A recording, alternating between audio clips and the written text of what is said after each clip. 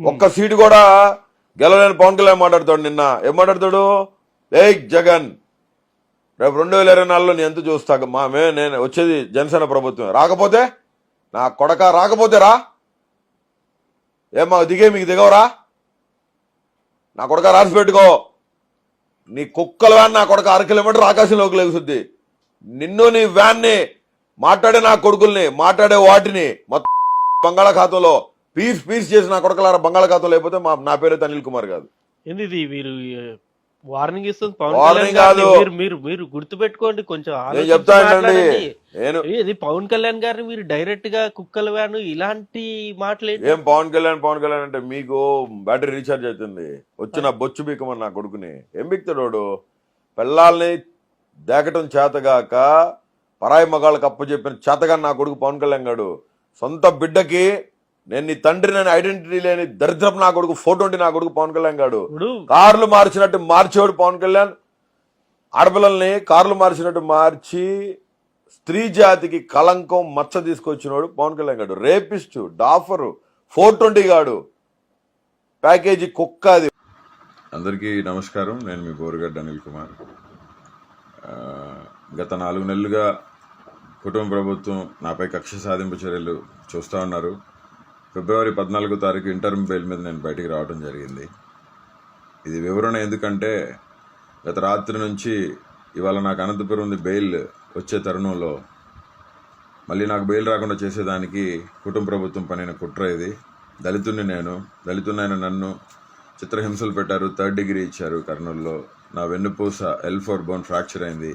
నా testis right side blood clot అయింది గుట్కాలతో తనటం వల్ల. ఆల్ ఇండియా మెడికల్ సైన్సెస్ వారు నివేదిక ఇచ్చారు. ఆ నివేదికను కోర్టు వారికి సబ్మిట్ చేశాం, హైకోర్టు వారికి. ఈ పరిస్థితుల్లో మా తల్లి అనారోగ్యానికి గురైపోయి డయాలసిస్ చేసి యాంజియోగ్రామ్ చేసిన సెట్ కాని పరిస్థితుల్లో ఆమెకి సర్జరీ చేశారు. 16వ తారీఖు 17వ తారీఖులో సర్జరీ జరిగింది. 14వ తారీఖు నేను ఇంటర్మ్ బెయిల్ మీద రావడం జరిగింది. చెన్నైలో అపోలో హాస్పిటల్లో నా కన్న తల్లికి సర్జరీ జరిగిన మాట హైకోర్టు వారికి మేము చెప్పాము. హైకోర్టు వారు దాన్ని విచారించుకున్నారు. రికార్డ్స్ ఉన్నాయి మా దగ్గర. నా తల్లికి సర్జరీ జరిగింది. 14వ తారీఖు రిలీజ్ అయిన నేను 28వ తారీఖు వరకు నేను మా తల్లిగారితో ఉండి 28వ తారీఖున నేను సెంట్రల్ ప్రిజన్లో ఎక్స్టెన్షన్ బెయిల్ కేసు రాకపోతే సెంట్రల్ ప్రిజన్లో నేను 4:45 కల్లా నాకు ఇచ్చిన టైం పరిధిలో కోర్టు వారిని గౌరవించి నేను సరెండర్ అవడం జరిగింది. ఆ క్రమంలో మళ్ళీ వెంటనే మరుసటి రోజు నాకు మళ్ళీ ఇంటర్మ్ బెయిల్ రావడం జరిగింది. 3వ తారీఖు నేను రిలీజ్ అయ్యాను. 1వ తారీఖు ఇంటర్మ్ బెయిల్ ఇస్తే నేను 3వ తారీఖు రిలీజ్ అయ్యాను. ఆదివారం కావడంతో అక్కడ స్టాఫ్ కొరత ప్లస్ షూరిటీస్ సరిపోలేదని చెప్పడంతో ఈ క్రమంలో నా తల్లిని నేను ఒక్కడనే కొడుకుని నేనే చూసుకోవాలండి. 5 చెల్లెలు ఉన్నారు, వాళ్ళంతా చదువుకున్నారు, పెళ్ళిళ్ళు చేసుకొని సెటిల్ అయ్యారు వాళ్ళు. ఇప్పుడు నా కన్న తల్లికి తండ్రి లేడు, చనిపోయారు, నా తండ్రి చనిపోయారు. ఈ పరిస్థితుల్లో ఇంటర్మ్ బెయిల్ రాకుండా చేసేదానికి విధాల ప్రయత్నాలు చేశారు. కానీ హైకోర్టు మీద ఉన్నతమైన న్యాయస్థానాల మీద నమ్మకం ఉంది మాకు. ఇప్పుడు కొత్తగా కావించింది ఏంటంటే నేను ఏదో ఫేక్ సర్టిఫికేట్ నేను అసలు ఫేక్ సర్టిఫికేట్ ఎలా పెడతానండి? నేను సెంట్రల్ ప్రిజన్లో ఉన్నాను, నేను జైల్లో ఉన్నాను. మెడికల్ సర్టిఫికేట్స్ మొత్తం మా వాళ్ళు అక్కడ సబ్మిట్ చేశారు కోర్టుకి. కోర్టు వారు దాన్ని చూసి నాకు ఇంటర్మ్ బెయిల్ ఇవ్వడం జరిగింది. మా కన్న తల్లి గారికి బైపాస్ సర్జరీ జరిగింది, ఓపెన్ హార్ట్ సర్జరీ జరిగింది.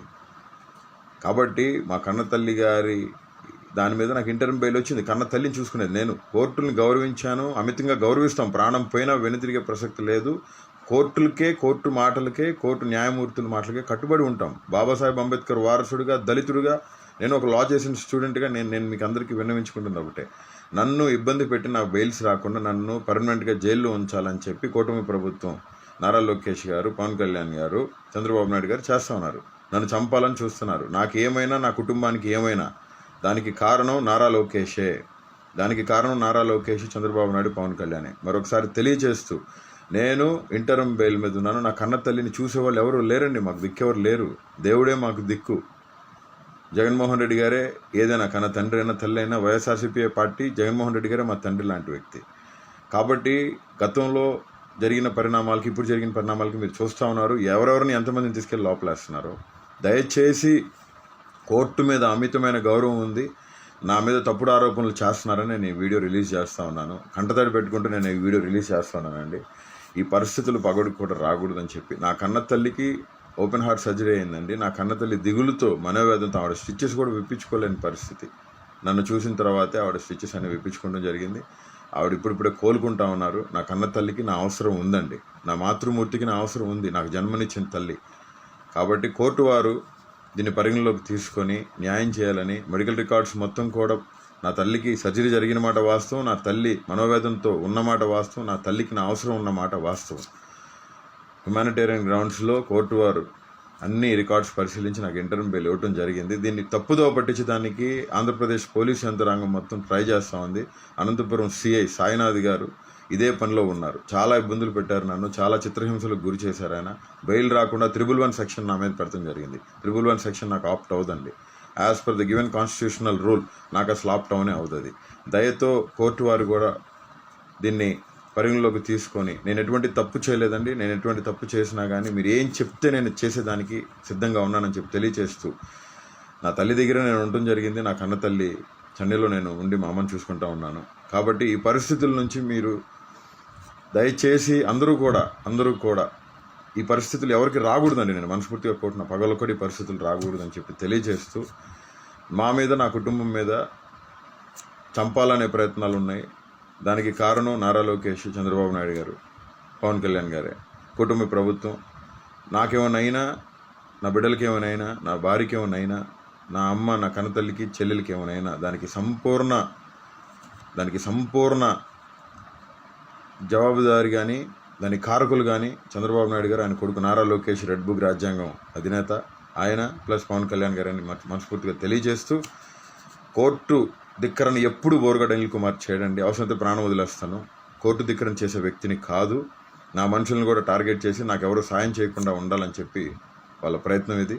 దయతో కోర్టు వారు కూడా పరిశీలించి ఈ తప్పుడు ఆరోపణలన్నిటిని కూడా కొట్టివేయాలని చెప్పి, నా కన్న తల్లిని చూసుకునేదానికి అవకాశం కల్పించాలని చెప్పి మనస్ఫూర్తిగా కోరుకుంటూ నేను మీ బోరుగడ్డ అనిల్ కుమార్. Thank you.